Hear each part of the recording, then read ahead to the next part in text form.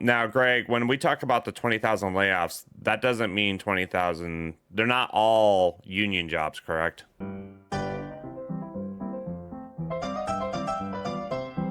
The facts, dates, and events presented in this video are from the member's best recollection and may not be fully accurate. This video is intended for entertainment purposes only. Always consult with your local union about your rights and duties at your workplace. The opinions shared on this video are our own and do not necessarily represent my employer's positions, strategies, or opinions. All views shared are protected under the National Labor Relations Act. What is going on, everybody? So today I have Greg Kerwood out of Local 25 in Boston. And you may notice I do not have a camera right now. I accidentally dropped it. So we are dealing with that. And Greg has the allergies going around. So this will be a fun one, but I felt like I had to cover this. This is talking about the 20,000 layoffs that was announced during the earnings call. So just some tidbits for anybody who does not know. There was a first quarterly earnings call on Tuesday, and they announced that they were going to lay off 20,000 workers and 73 building closures by June. So I guess we'll go step by step into this. Greg, what's your thoughts on all of this? Well, there's a couple things I would say. First, we've heard this before, just because they're giving it to the shareholders one more time doesn't mean it's anything new. I should say, everything that I'm saying and you're saying is in no way intended to diminish people who are having their jobs moved further away than they can go, or having their lives upended by this. Obviously, we know people are suffering in many situations with this. But to give it some perspective, UPS employs almost 500,000 people worldwide, 400,000 just in this country. 20,000, it seems like a big number, and it is if you're one of the 20,000, but percentage wise, it's not insanity. And you have to keep in mind also that the company made over $8 billion last year. So they're not hurting for money. I think I've said this before, when the atmosphere is for belt tightening, or the economy doesn't seem to be doing great, shareholders want to hear from companies that they're tightening their belts, that they're running lean and mean, that they're doing those things, right? And it's very difficult to take what's given to shareholders out of context and use it as news. They're telling shareholders, giving them a message that they know that shareholders want to hear. Now, that's not to say that they're not closing buildings and they're not cutting jobs, but at the same time, it's in their interest to sort of accentuate things that shareholders want to hear when they want to hear them. And so you really shouldn't take those kind of messages out of context. Because it's not, they're not speaking to you or the general public. They're trying to tell the people that invest their money in UPS that they're weathering the storm or doing whatever's necessary to make sure that the profits keep on coming in. So again, is it going to be great for everybody? No, it's not. And my heart goes out to people who are, going to have their lives upended by this. But it's important for everybody to sort of keep perspective and let things unfold as they unfold, because that's the only way we're going to know what reality is. And out of the things that I've seen out of this, I talked about the 73 building closures. A lot of these building closures is basically the company letting leases expire. So if you have a lease on your building, there could be a chance that they're going to close it, or they're looking to close it. The other thing is some of the building closures I've noticed have been smaller buildings, and they're trying to push them into the bigger ones, which they're trying to automate. So there's that end of it. Now, Greg, when we talk about the 20,000 layoffs, that doesn't mean 20,000. They're not all union jobs, correct? That's correct. In fact, I would guess that probably a vast majority of them are going to be management jobs. But again, we don't know until we know. Again, the closures and all of that consolidation, closures and automation, all those things have been part of a long-term plan with UPS. It's not news. Again, it sucks for those whose lives are upended. I'm not, ever going to pretend or forget that is, what's going on for some people.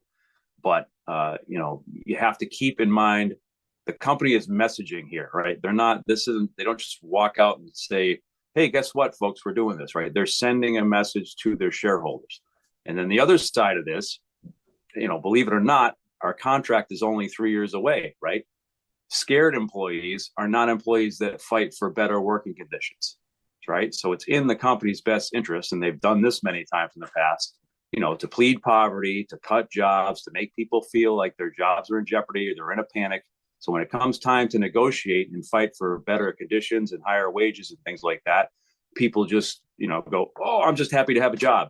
And they don't want to fight for anything, right? And so that's another perspective on this, right? The company got their clock cleaned in the last contract, and I'm sure they don't want to go through that again. And part of that was because, they were doing incredibly well and no one could debate that. And so their MO in general over history has been to be making lots of money and then sort of dial it back right before contract time so they can claim poverty and they need this and they need that. So that's another side of things to keep in mind.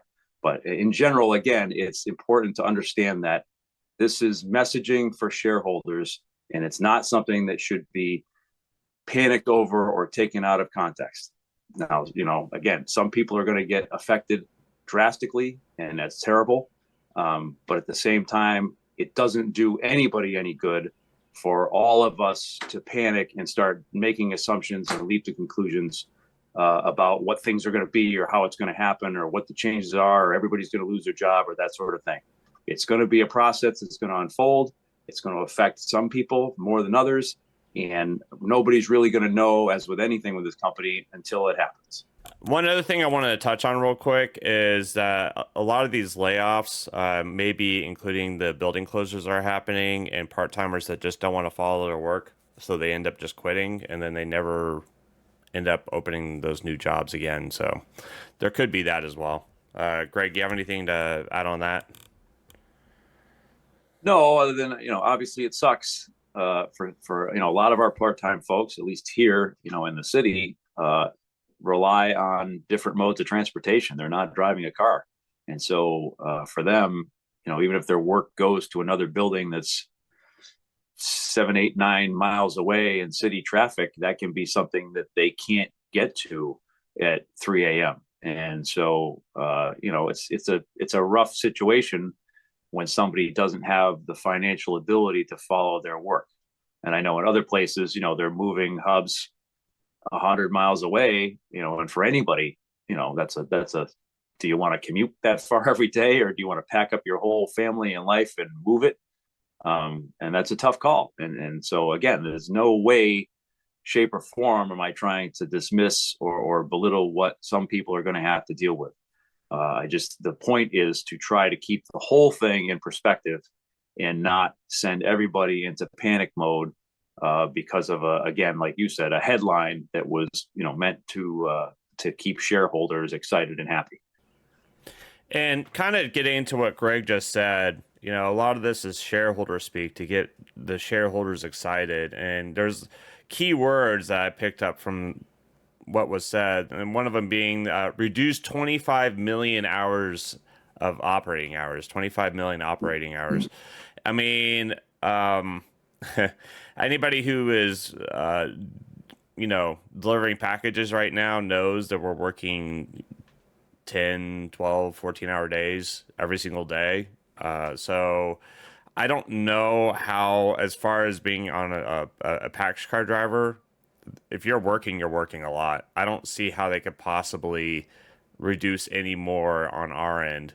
And then, they also said $3.5 billion in costs will be saved from this move, and 35% of that will be saved from layoffs. So it's a lot of buzzwords. And much like the technology we see this company use, where they're trying to put a square peg through a round hole, a lot of the stuff just doesn't work, and they try to force it to make it work. I feel like it's mostly due to them trying to make shareholders excited, and a lot of the messaging is for the shareholders. And it's frustrating as a worker because you can clearly see a lot of the stuff doesn't work and you have to work around it and everything else. And we may see even more of that, right? I guess UPS announced that they bought like a robotics company. Do you know anything about that, Greg? I don't. I know they bought another healthcare company, you know, allegedly to secure more volume. You know, again, this is corporate speak. Like we've all heard, you know, that UPS drivers only take right turns, right? And we saw the one drone package delivery 5 or 6 years ago, you know, that was going to change everything and revolutionize this. And again, you have to remember they're trying to sell themselves to people who are investing in them as a company. They're not going to tell them even remotely the 100% truth of anything, right? We are not on that end of things. We're on the reality end of things. We're the rubber meets the road and things actually happen.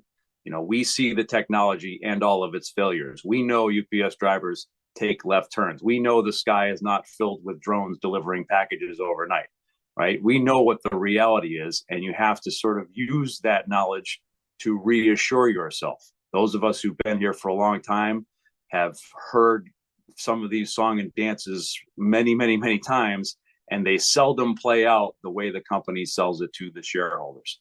So it's really not a time to panic. It's not a time to help spread the company's message, frankly, by sharing it everywhere and giving it to every other worker. And did you hear we're all going to lose our jobs and things like that is not beneficial to us or our brother and sister members. Keep things in perspective. Let things unfold.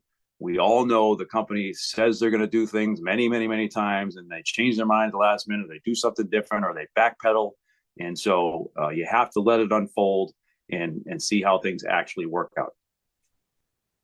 Yeah, and I just literally pulled up an article that happened 3 days ago. UPS explores use of humanoid robots from Figure AI to alleviate problems caused by labor shortages. I mean, all this stuff is just kind of over the top, and UPS is not the only company to do this during earnings calls. It's very common for companies to sell a message to the shareholders that may not be fulfilled. And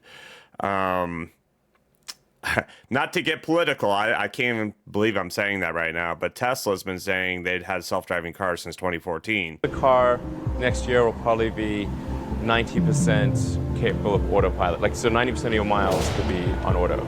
We're probably only a month away from having autonomous driving, at least for highways and for relatively simple roads.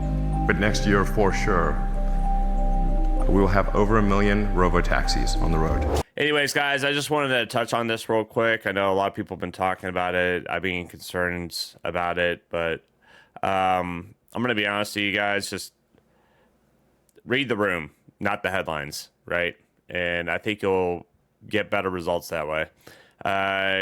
If you have not done so already, follow the 401k page. Greg Kerwood runs it.